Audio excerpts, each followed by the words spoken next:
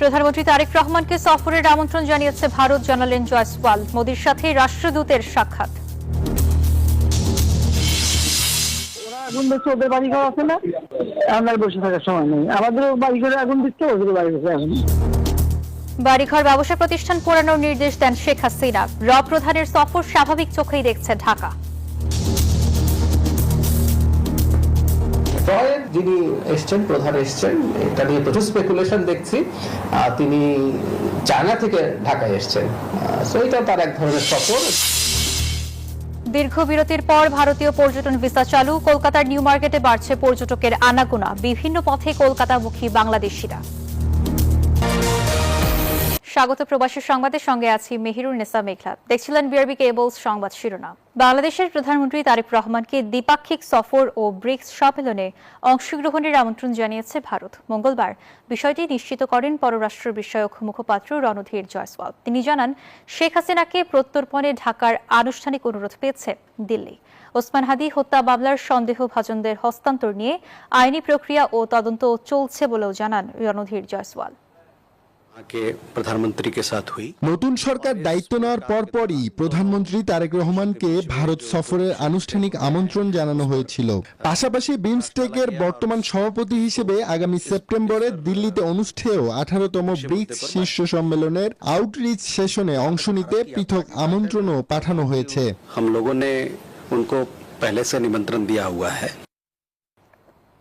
বাংলাদেশের প্রধানমন্ত্রী তারেক রহমানের সঙ্গে বৈঠকের বিস্তারিত তুলে ধরতে ভারতের প্রধানমন্ত্রী নরেন্দ্র মোদীর সঙ্গে সাক্ষাৎ করেছেন ঢাকায় নিযুক্ত দিল্লির হাই কমিশনার দীনেশ ত্রিবেদী। মঙ্গলবার দিল্লিতে দুজনের এই সাক্ষাৎ হয়েছে। সম্প্রতি ঢাকায় তারেক রহমানের সঙ্গে সৌজন্য সাক্ষাৎ করেন ত্রিবেদী। সেই বৈঠকের বিষয়বস্তু ও দ্বিপাক্ষিক আলোচনার অগ্রগতি নরেন্দ্র মোদীকে অবহিত করতে যান তিনি। ধারণা করা হচ্ছে, সাক্ষাতে দ্বিপাক্ষিক সম্পর্ক উন্নয়ন ও স্বার্থ সংশ্লিষ্ট বিভিন্ন ইস্যু এবং আগামী দিনের কূটনৈতিক রূপরেখা নিয়ে আলোচনা হয়েছে। দুদেশের সম্পর্ক জোরদারে এই আলোচনা একটি গুরুত্বপূর্ণ পদক্ষেপ হিসেবে দেখা হচ্ছে। জুলাই অভ্যুত্থানের সময় আন্দোলনকারীদের বাড়িঘর ও ব্যবসা প্রতিষ্ঠানে তৎকালীন প্রধানমন্ত্রী শেখ হাসিনা আগুন দেওয়ার নির্দেশ দিয়েছিলেন বলে ট্রাইব্যুনালকে জানিয়েছে প্রসিকিউশন। প্রমাণ হিসেবে ট্রাইব্যুনালে শেখ হাসিনার সাথে কার্যক্রম নিষিদ্ধ আওয়ামী লীগের সাধারণ সম্পাদক ওবায়দুল কাদের ও সাবেক পররাষ্ট্রমন্ত্রী হাসান মাহমুদের একটি অডিও ফোনালাপ উপস্থাপন করা হয়েছে।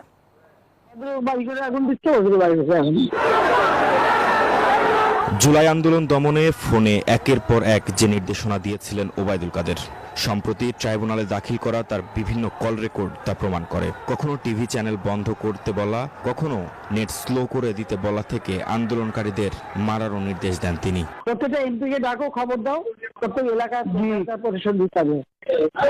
জি না, ওই যে তোমার সেতু ভবনে আবার আগুন লাগাচ্ছে। তবে এবার ট্রাইব্যুনালে যে অডিও শোনানো হয়েছে তাতে জুলাই আন্দোলনের সময় আন্দোলনকারীদের বাড়িঘর ও ব্যবসা প্রতিষ্ঠানে পাল্টা আগুন দেওয়ার নির্দেশ দিয়েছেন তৎকালীন প্রধানমন্ত্রী শেখ হাসিনা। ওরা আগুন দিচ্ছে, ওদের বাড়িঘর আছে না, আমরা বসে থাকার সময় নেই। আমাদেরও বাড়িঘরে আগুন দিচ্ছে, ওদের বাড়িঘরে আগুন। ওদের ব্যবসা প্রতিষ্ঠান কি কি আছে খুঁজে বার করুন। আন্দোলনকারীদের ওপর সহিংসতার দায় চাপানোর কথা উঠে এসেছে এই ফোনালাপে। সেই সাথে হাসান মাহমুদের সাথে শেখ হাসিনার কথোপকথনেও উঠে আসে আন্দোলন দমানোর প্রসঙ্গ। ওরা কিন্তু এই সব জায়গায় আবার তৈরি হচ্ছে আর শুধু আগুন দিয়ে পোড়াতে সব। বুঝছো? জি আপা, আপনি কাদের ব্যাগে যেভাবে নির্দেশ না, সব আমাদের লোক থাকতে হবে। তো আগুন দিয়ে পোড়াবে, তো ওদের বাড়ি গাড়ি আছে, অন্য কিছু করে লাভ নেই। তোরা পোড়াবি আর আমরা পোড়াবো। রাইট, এটাই ঠিক পড়তাই। প্রসিকিউশন বলছে, ওবায়দুল কাদের, আরাফাত, যুবলীগ, ছাত্রলীগের শীর্ষ নেতা সহ 7 জনের মামলার বিচার একেবারে শেষ পর্যায়ে। সাবেক সেতুমন্ত্রী এবং আওয়ামী লীগের সাধারণ সম্পাদক ওবায়দুল কাদের সহ 7 জনের বিরুদ্ধে জুলাই গণঅভ্যুত্থান চলাকালে মানবতা বিরোধী অপরাধের অভিযোগে যে মামলাটি চলছে, দীর্ঘ 4 দিন ধরে সেই মামলার যুক্তিতর্ক উপস্থাপন করছি আমরা প্রসিকিউশনের পক্ষ থেকে। আমরা এই মামলার প্রত্যেকটি আসামির বিরুদ্ধে সন্দেহাতীতভাবে এই মামলা প্রমাণ করতে সক্ষম হয়েছে এবং আমরা মনে করি যে এই ট্রাইব্যুনাল এই সাক্ষ্যের ভিত্তিতে প্রত্যেকটি আসামিকে সর্বোচ্চ শাস্তি প্রদান। এ পর্যন্ত জুলাই আন্দোলনে মানবতা বিরোধী অপরাধের 6টি মামলার রায় হয়েছে ট্রাইব্যুনালে। আরও বেশ কয়েকটির শুনানি শেষ পর্যায়ে। মাহমুদ হাসান, নিউজ 24, ঢাকা। ভারতের গোয়েন্দা সংস্থার প্রধানের ঢাকা সফর দুদেশের মধ্যে স্বাভাবিক কার্যক্রমের অংশ। এটা নিয়ে জল্পনার কিছু নেই বলেছেন প্রধানমন্ত্রী তথ্য উপদেষ্টা ডক্টর জাহিদুর রহমান। বলেন, দণ্ডপ্রাপ্ত ব্যক্তিকে সংবাদ সম্মেলন করতে দেয়ায় ভারতকে কঠোর বার্তা দিয়েছে বাংলাদেশ। তবে শেখ হাসিনা ফিরলে পূর্ণ নিরাপত্তার সঙ্গে বিচারের মুখোমুখি করা হবে। মঙ্গলবার দুপুরে সচিবালয়ে সাংবাদিকদের সাথে কথা বলেন তিনি। ভারতের গোয়েন্দা সংস্থা রিসার্চ অ্যান্ড অ্যানালাইসিস উইং প্রধান পরাগ জৈন সহ ৩ গোয়েন্দা কর্মকর্তা সম্প্রতি ঢাকা সফর করেন। জানা গেছে, সফরকালে স্বরাষ্ট্রমন্ত্রী সালাউদ্দিন আহমেদ ও প্রধানমন্ত্রীর প্রতিরক্ষা উপদেষ্টা ব্রিগেডিয়ার জেনারেল অবসরপ্রাপ্ত ডক্টর এ.কে.এম. শামসুল ইসলামের সঙ্গে বৈঠক করেন প্রধান। তাই পূর্ব নির্ধারিত হলেও আরও কারণেই এই সফর ঘিরে বাড়তি কৌতূহল আছে জনমনে। তবে প্রধানমন্ত্রীর তথ্য উপদেষ্টা ডাক্তার জাহিদুর রহমান বলছেন, প্রধানের ঢাকা সফর স্বাভাবিক কার্যক্রমের অংশ। এটা নিয়ে জল্পনা কল্পনার কোনো অবকাশ নেই। সচিবালয়ের সাপ্তাহিক ব্রিফিংয়ে তিনি বলেন, দুই দেশের সার্বভৌমত্ব ও নিরাপত্তা নিশ্চিতে এমন সফর নতুন কিছু না। রয়ের যিনি এসছেন, প্রধান এসছেন, এটা নিয়ে প্রচুর স্পেকুলেশন দেখছি। তিনি চায়না থেকে ঢাকায় এসছেন। সো এটা তার এক ধরনের সফর এবং আমাদের যে কাউন্টার পার্ট আছে তার সাথে বসবেন। এটা নিয়ে মনে হয় না সরকার যদি মনে করে সেই সফরের পর সেখানে কোনো একটা স্টেটমেন্ট সরকারের দিক থেকে হয়তো দেওয়া হবে, কিন্তু এটা নিয়ে স্পেকুলেশনের কিছু নেই। মানে অনেকে এমন ভাবে করছেন যে গোপন, মানে সবাই সব জানেন, পত্রিকায় সব চলে আসলো, কিন্তু এরকম কথা লিখছেন। একদিন আগে ভারতের হাই কমিশনার দীনেশ ত্রিবেদীর সাথে প্রধানমন্ত্রী তারেক রহমানের বৈঠকে শেখ হাসিনার সংবাদ সম্মেলনের বিষয়টি আলোচনা হয়। একজন দণ্ডপ্রাপ্ত আসামিকে সংবাদ সম্মেলন করতে দেয়া ভারতের ঠিক হয়নি, স্পষ্ট করে ভারতকে এমন বার্তা দেয়া হয়েছে। মৃত্যুদণ্ডপ্রাপ্ত একজন আসামিকে ফেরত চাই, আমরা তাকে দেশে এনে আইনের আওতায় আনতে চাই। সেটা তো হচ্ছেই না। তিনি সেখানে বসে মাঝে মাঝে নিজেদের সাথে করছেন। এবার যেটা সবচেয়ে বড় ব্যাপার হলো সেটা হচ্ছে তিনি রীতিমতো সংবাদ সম্মেলন করলেন। এই ব্যাপারগুলোকে ভারতের মানে আন্তরিকভাবে নিতে হবে যে বাংলাদেশের সাথে ভবিষ্যৎ সম্পর্ক কিরকম হবে, কিভাবে হবে সেটার ব্যাপারে। সো এই বার্তাটা স্ট্রংলি দেয়া হয়েছে, এতে কোনো সন্দেহ নাই। সূক্ষ্ম বিচার বিশ্লেষণ চলছে সরকারের 180 দিনের কার্যক্রম নিয়ে।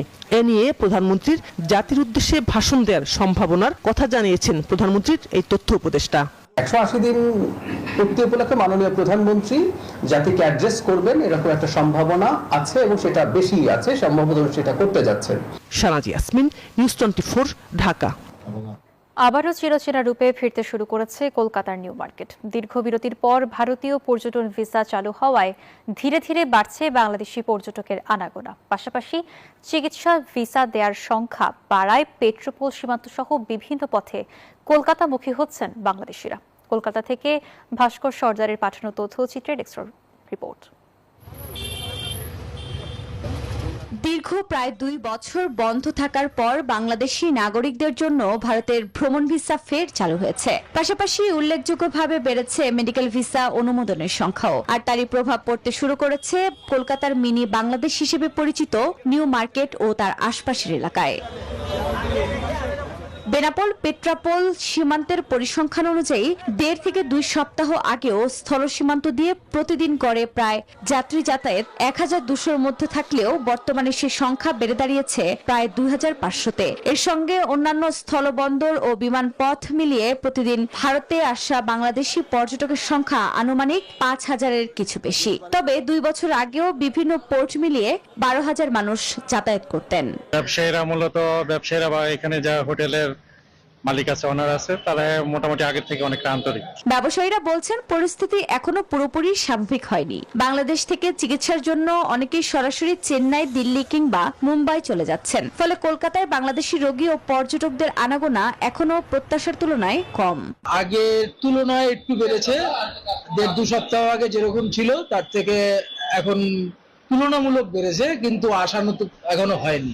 অনেকটাই মানে মার্জিনটা অনেকটাই ভালো কম্পেয়ার টু 1-1.5 মাস আগে যেটা ছিল। তবে চলতি বছরের সেপ্টেম্বরের মাঝামাঝি থেকে পরিস্থিতি আরো উন্নতি হবে বলে আশা করছেন তারা। আশা খুব শিগগিরই ফিরবে পুরনো ছন্দ। স্কুল ছুটি হলো, আশা করি পুজোর আগে দুই দেশের মানুষের মধ্যে যোগাযোগ আরো বাড়বে বলে আশাবাদী স্থানীয়রা। আমাদের ট্যুরিস্ট ভিসাটা যদি আরো খুব ইজি করে দেয় তাহলে বাংলাদেশের মানুষ কলকাতা আসতে পারবে। এতে দুই দেশের সম্পৃক্ততা আর একটু ভালো হবে। দুই দেশের সম্পর্ক শীতলতা কাটিয়ে আবার উষ্ণতা ফিরবে বলে প্রত্যাশা করছেন বাংলাদেশি পর্যটকরাও। Desk report, news 24। President Donald ট্রাম্পের অভিবাসন বিরোধী অভিযানের অংশ হিসেবে 1,75,000-এর বেশি বিদেশি নাগরিকের ভিসা বাতিল করেছে যুক্তরাষ্ট্রের পররাষ্ট্র দফতর।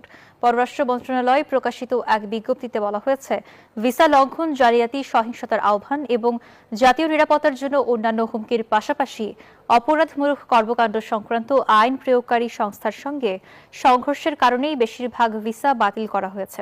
বিজ্ঞপ্তিতে আরও বলা হয়, ধারাবাহিক যাচাই বাছাই কার্যক্রমের ফলস্বরূপ এসব পদক্ষেপ নেওয়া হয়েছে। এর মূল লক্ষ্য হল ভিসাধারীরা যাতে তাদের ভিসার শর্তাবলী মেনে চলেন এবং আমেরিকানদের যাতে বিপদে না ফেলেন সেটি নিশ্চিত করা।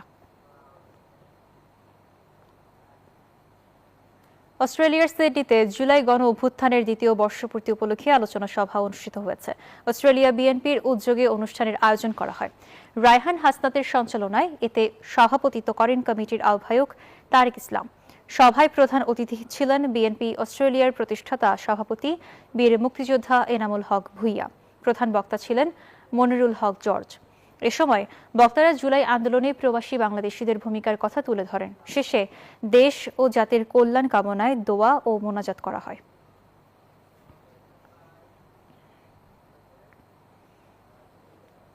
সৌদি আরবে বাংলাদেশি মালিকানাধীন একটি প্রতিষ্ঠান আধুনিক প্রযুক্তিতে বর্জ্য প্লাস্টিককে রূপ দিচ্ছে পুনর্ব্যবহারযোগ্য কাঁচামালে।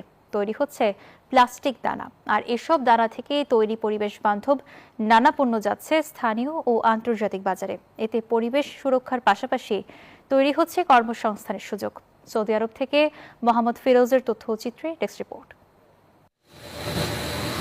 প্লাস্টিক বর্জ্য, অথচ সেখানে এই সম্ভাবনার নতুন গল্প। মরুর দেশ সৌদি আরবে প্লাস্টিক বর্জ্যকে সম্পদে রূপান্তর করেছে বাংলাদেশি মালিকানাধীন একটি প্রতিষ্ঠান। আধুনিক প্রযুক্তিতে ব্যবহৃত প্লাস্টিক সংগ্রহ ও প্রক্রিয়াজাত করে তৈরি হচ্ছে পুনর্ব্যবহারযোগ্য প্লাস্টিক দানা। এই কাঁচামাল থেকেই তৈরি হচ্ছে শপিং ব্যাগ, টেবিল কভার সহ নানা পণ্য। হাসপাতালের জন্য উৎপাদন করা হচ্ছে বিশেষ বায়োহ্যাজার্ড গার্বেজ ব্যাগও। স্থানীয় বাজারের চাহিদা মেটানোর পাশাপাশি এসব পণ্য যাচ্ছে আন্তর্জাতিক বাজারেও। আমাদের বাঙালিরা প্রচুর কাজ করে আর কোনো কিনা ফাঁকিবাজি করে না। আমাদের সবচেয়ে বড় প্রোডাক্ট হচ্ছে ট্রাশ ব্যাগগুলা, যেগুলো আমরা র মেটেরিয়ালস তৈরি করি, ওখান থেকে ফিনিশ গুড তৈরি করে পুরো মার্কেটে মার্কেটিং করি। সৌদি আরবে বাংলাদেশি উদ্যোক্তার এমন পরিবেশ বান্ধব উদ্যোগের প্রশংসা করেন জেদ্দায় নিযুক্ত বাংলাদেশের কনসাল জেনারেল মোহাম্মদ সাখাওয়াত হোসেন। এখানে রিসাইকেলের মাধ্যমে তারা যে আবার র ম্যাটেরিয়ালস প্রস্তুত করছেন, এতে আমাদের শুধু বাংলাদেশের ব্যাপক পরিচিতিই নয়, যেটা বাণিজ্য ক্ষেত্রে, পাশাপাশি যেটা করছেন ওনারা এখানে রপ্তানি করছেন এবং পরবর্তীতে বাংলাদেশেরও প্রয়োজন অনুযায়ী বায়োডিগ্রেডেবল নন ওভেন প্রোডাক্ট তারা এখান থেকে বাংলাদেশে ইম্পোর্ট করতে চান। প্রবাসী বাংলাদেশিদের এমন উদ্যোগে অন্তত 500 মানুষের কর্মসংস্থান তৈরি হয়েছে। তুলে ধরেছে সৌদি আরবের বাজারে বাংলাদেশি উদ্যোক্তাদের সক্ষমতাও, পাশাপাশি দেশের অর্থনীতি ও বৈদেশিক মুদ্রা অর্জনেও রাখছে গুরুত্বপূর্ণ ভূমিকা।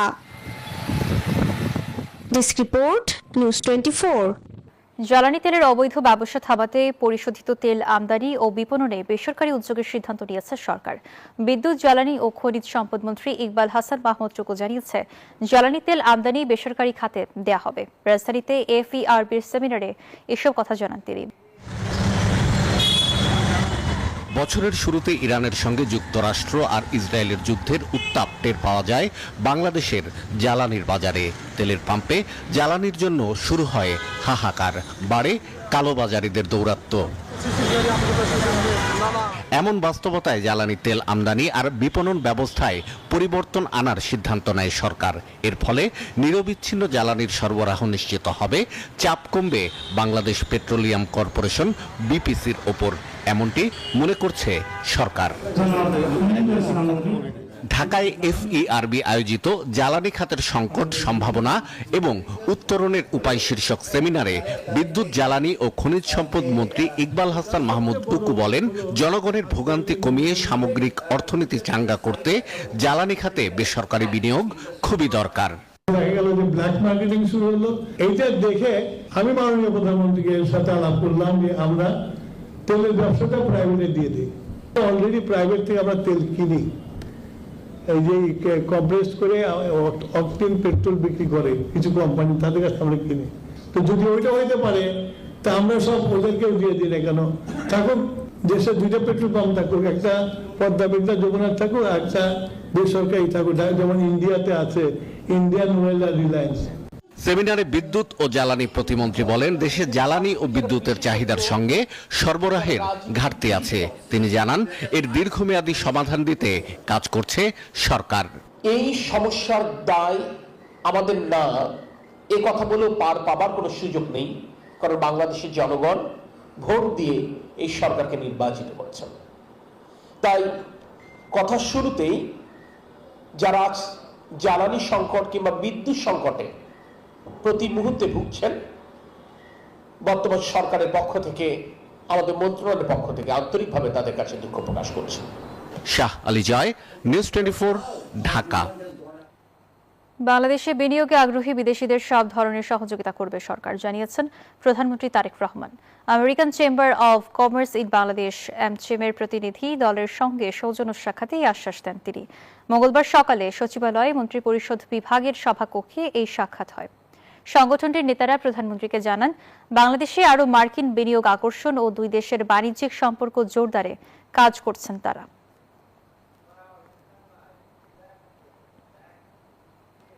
রাষ্ট্রপতি নির্বাচনে বিএনপির প্রার্থীকে জানা যাবে বৃহস্পতিবার, জানিয়েছেন সরকার দলীয় চিফ হুইপ।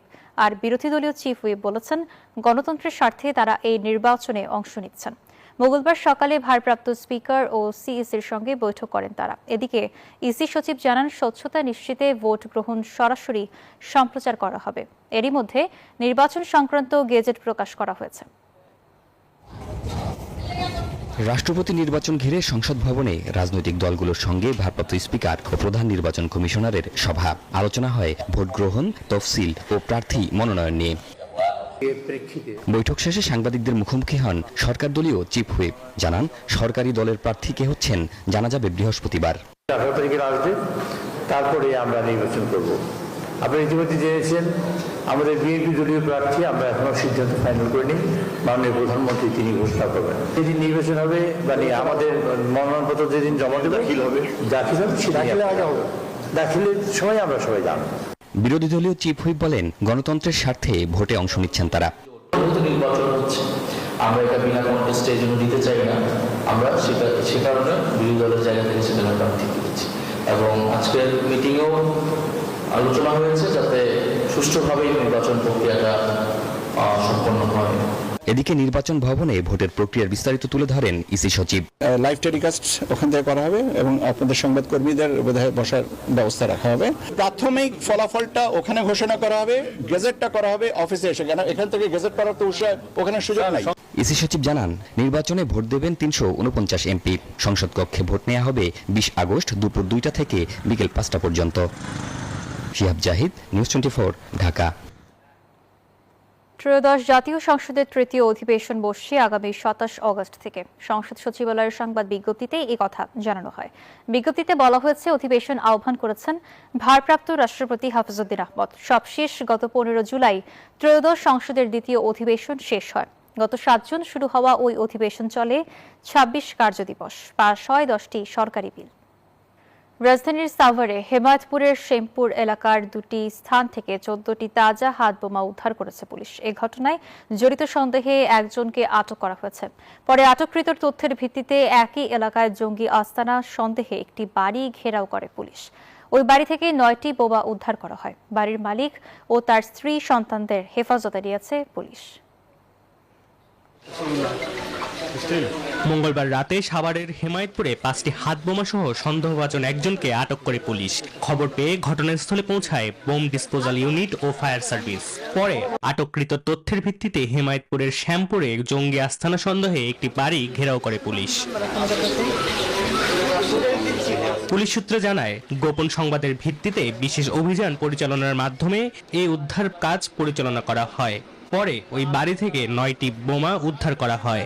বাড়ির মালিক ও তার স্ত্রী সন্তানকে হেফাজতে নেয় পুলিশ।